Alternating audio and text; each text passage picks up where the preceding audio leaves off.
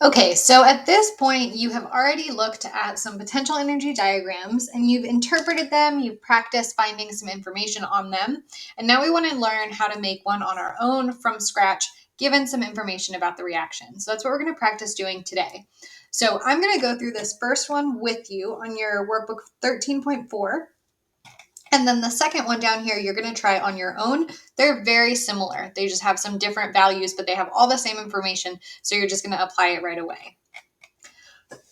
So here's the information we have. We're given the enthalpy of the reactants, the enthalpy of the products, the enthalpy of the transition state, and then we're asked to use this to make a graph and identify using an arrow or lines to calculate delta H and activation energy, which hopefully that's a little easier because you've done that on your previous practice. So the first thing I need to do is identify that my potential energy over here, this is going to correspond to my H values. This is my enthalpy values, or these are my enthalpy values. And I need to make a scale for my graph, just like anytime I make any kind of graph. So the highest value I need on my graph is about 210, and I'm going to go from 0 at the bottom. And I give you a little hint so that you don't have to think too hard about trying to figure out how big to scale this. So we'll let each square represent about 15 kilojoules. And this should probably indicate on here somewhere that the unit for this axis is kilojoules. So this will be 0 kilojoules. Just so I don't have it be too clumped, I'll just write in every 2 squares. So if 1 square is going to be 15, my 2 squares will be 30 kilojoules. So this will be 30. This will be 60 kilojoules. This will be 90. I'm going to stop writing units because I do have it indicated up here. I don't need it in both places. So that actually makes it look a little messier. Let me take those units off since I do have it indicated. Don't need it in both places. 90, then 120, plus another 30 is going to be 150, plus another 30 will be 180, 210, and that'll get us to 240. So we know each individual line is going to be 15, and then each 2 squares that I have shown here is going to be my 30 kilojoules. And then along the bottom axis, this is just time. We don't have to fill in values to scale this. We just accept that this is our time axis. All right, so now I'm going to fill in my enthalpy of my reactants, and it's going to be at 200 kilojoules. So if this is 180 and this is 210, this is going to be 195 on the line. So I'm going to be just over this line. And I'll just move a little bit over from the start just so, well, no, I'll just fill it in right here. There we go. So this is going to be my enthalpy of reactants. So I go from the start and I fill in the height for my enthalpy of reactants. And I want to label this because I want to make it really clear what's going on in my graph. These are my reactants. Maybe I'll make that bold so it's a little easier to see. Okay. Then I have the enthalpy of my products next. So that's going to be all the way down at 20 kilojoules.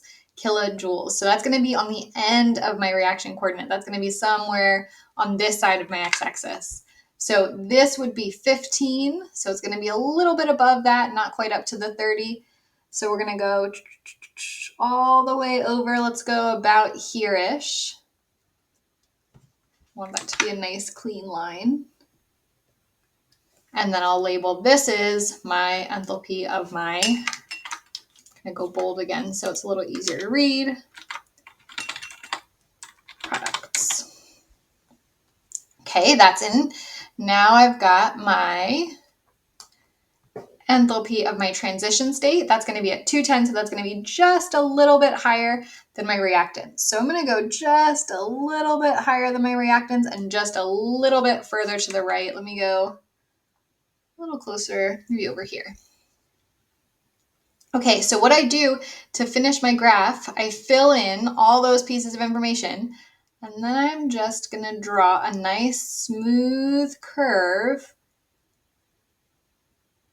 That's not too bad. We kind of got a bump right here. I might try to erase a little bit. Oh, I think that's all or nothing. Okay.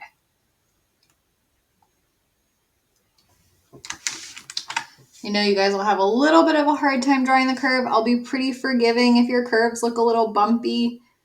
That might be about the best I can do.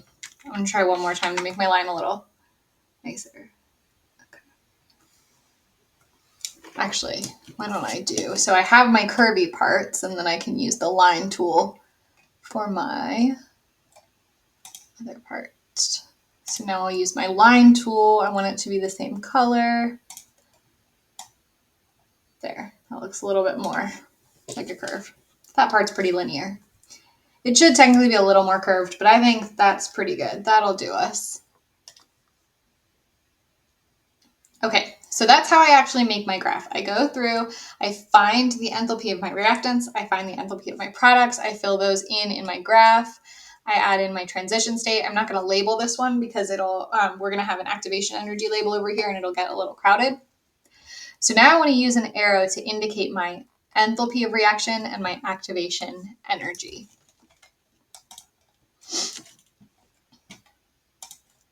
So the first thing I'm going to find is my activation energy. So my activation energy is going to be the difference between my reactants and my transition state, because remember, that's the amount of energy that it takes to get those bonds to start breaking. So I need some energy to go in anytime I start my reaction. So I'm going to do a little dotted line here. I'm going to zoom in a bit as well, because I don't have a ton of room here. So let's see, this went a little too low. So my activation energy is going to be from here up to this top point. It's a pretty small activation energy for this reaction. This is my EA, just this arrow right here.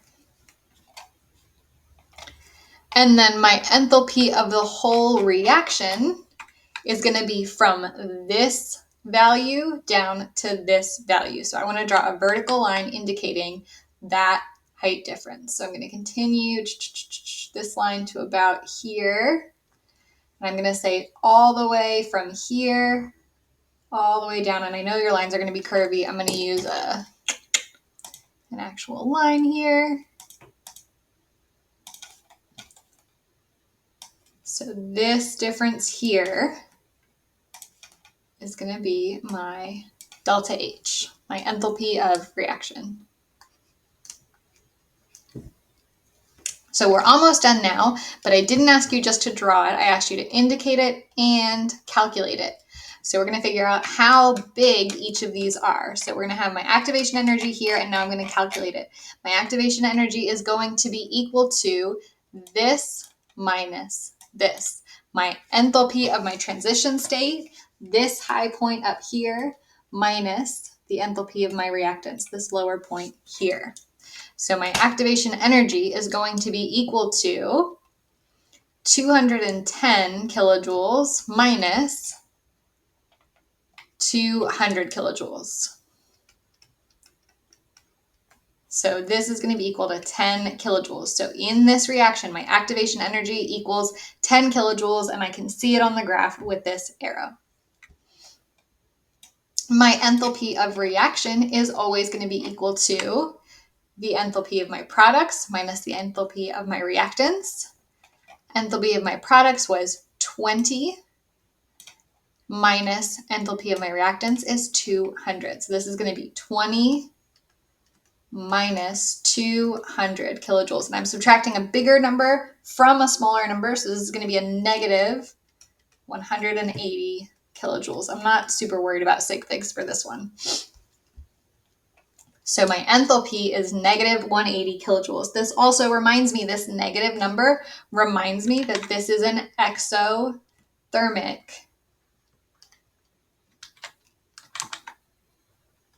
reaction. You don't have to write that on yours. I'm just making a note of it. I see that negative. It reminds me it's exothermic. I can also tell that just by looking at the energy of the products being less than the energy of the reactants. There are a few ways I can indicate that. Okay, so step by step, here's what I did. I started by filling in my axis, and then I found the energy of my reactants on my graph. I filled that in with a little piece of my curve. I found the energy of my products. I filled that in with a piece of my curve in the appropriate spot.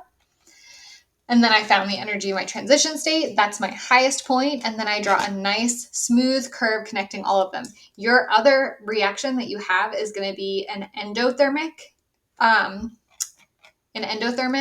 reaction. So you're going to have one that looks more like this when you do yours. So your enthalpy of reactants will be somewhere near the bottom. Your enthalpy of your products will be somewhere on top, and your activation energy will be somewhere higher than either. So yours will look a little bit more like that. And again, it's not, you don't have to be super careful about where on the x-axis you are.